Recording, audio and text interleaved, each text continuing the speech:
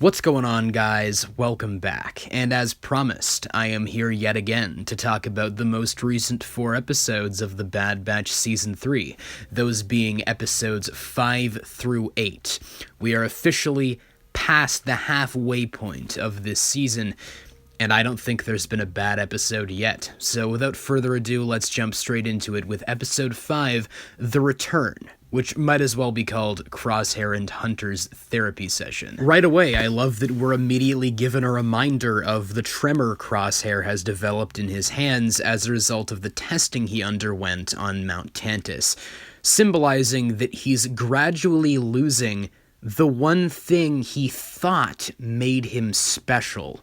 Just like the rest of the Bad Batch, he's finally discovering what his purpose is in the galaxy aside from being a soldier. It's just taken him longer than the rest of them to realize what that purpose is.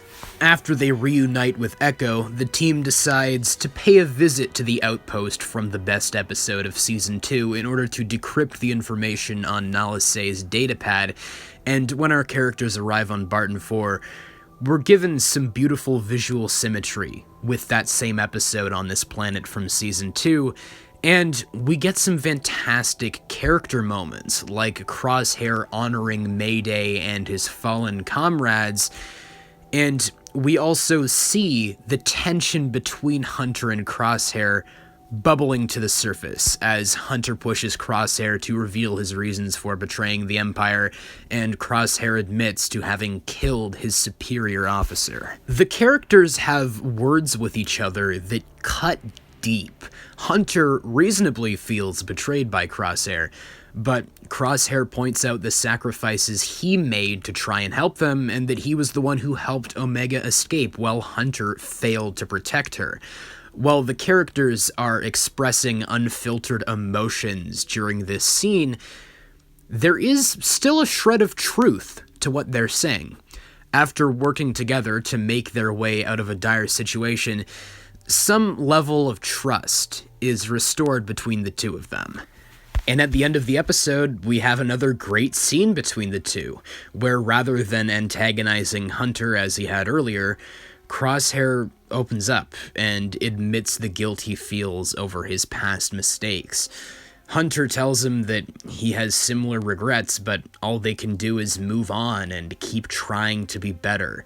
What makes this scene even more powerful, in my opinion, is that we know one of Hunter's many regrets was leaving Crosshair behind. We know this based on his interaction with Omega in the 3rd episode of Season 1, where he tells her that he blames himself for leaving him behind. I can't say it enough times. I really appreciate that this is the kind of show that's willing to take its time like this, dedicating entire episodes to developing themes and exploring the psyche of a single character.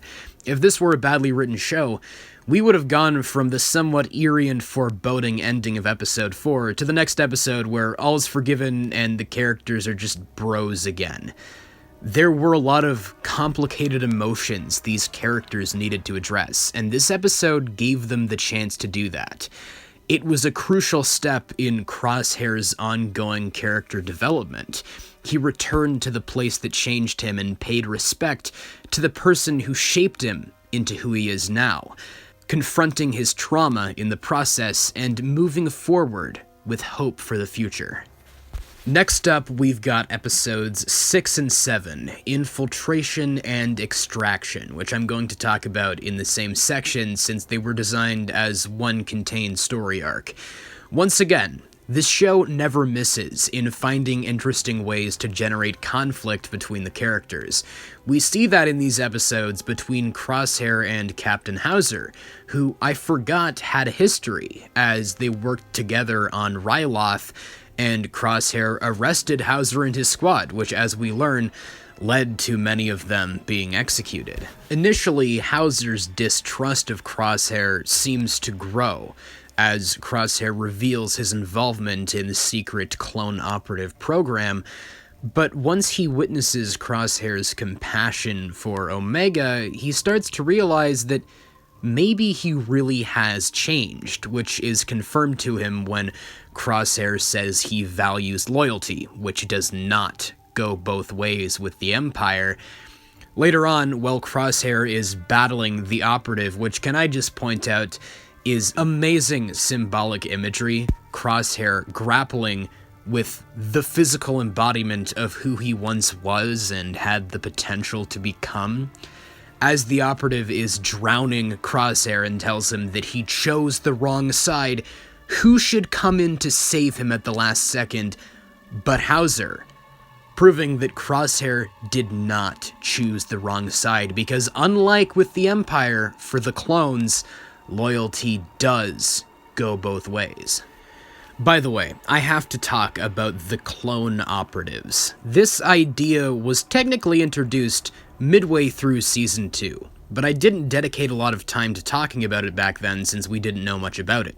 Now that we have learned more about it, what a scary concept that perfectly aligns with the themes of this show. In a story about the clones fearing the loss of their individuality, trying to prove that they're more than unthinking drones who unquestioningly follow orders, along come these assassins with no morals and no identity, without even an identifying number. All they care about is doing what needs to be done. And of course, there have been plenty of theories floating around as to who this new clone operative could be, because unlike the other operatives we've been shown to die off pretty quick, I mean, the first operative we're shown in these episodes gets captured almost immediately, this guy refuses to die. He gets shot, blown up, and even falls off a waterfall, yet after all that, he's still going, which lends to the idea that this is a character we're familiar with. I've seen people suggest that it's Commander Cody or a clone of Crosshair, but I'm subscribing to the idea that it's probably Tech. Now, I'm hoping this isn't the case, because I want the show to have lasting stakes, and they've done an incredible job of showing how Tech's death has impacted these characters, but we've now learned that Hemlock created this clone operative program. We also know he found Tech's body since he gave his goggles to Hunter at the end of Season 2. They go out of their way to show this weird techno pad that this operative has on his arm, which starts fritzing out once he gets injured in the explosion. And he also went on that weirdly personal rant to Crosshair about how he could have been one of them and chose the wrong side, which feels strange coming from an emotionless assassin who has no personal connection to Crosshair.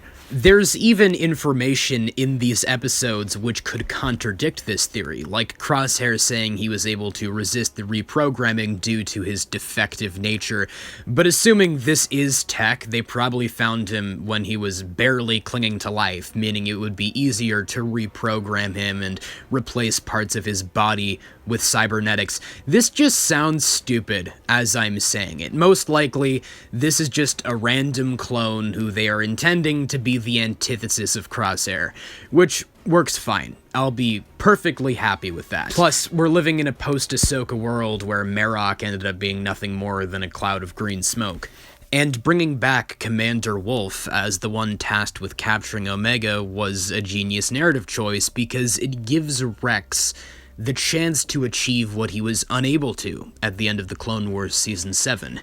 In a scene that mirrors his confrontation with Jesse during Order 66, he reasons with Wolf and actually gets through to him, something he was unable to do with Jesse.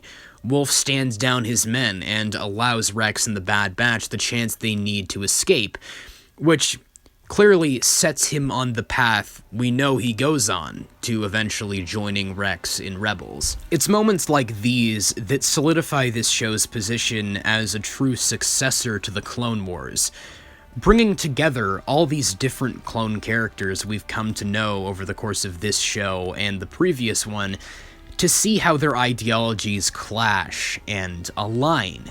As previously stated, Hauser has some beef with Crosshair at first, but they gradually come to trust each other and realize that they're on the same side.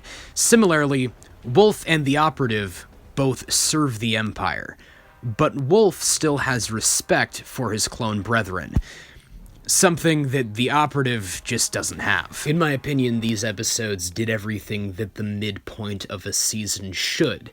They raised the stakes and established a new threat that will inevitably be recurring from this point on. I actually found myself fearing for the lives of the characters, and Crosshair in particular, considering how willing they established themselves to be in killing off characters, with almost the entirety of Rex's team getting wiped out by the clone operative. And the final episode I have to talk about this time around is episode 8, Bad Territory, which is probably the weakest episode of the season so far, but that's just because of how high the bar had been set by the rest of the season preceding it. It really speaks to the quality of the show when even a solidly entertaining episode is below average.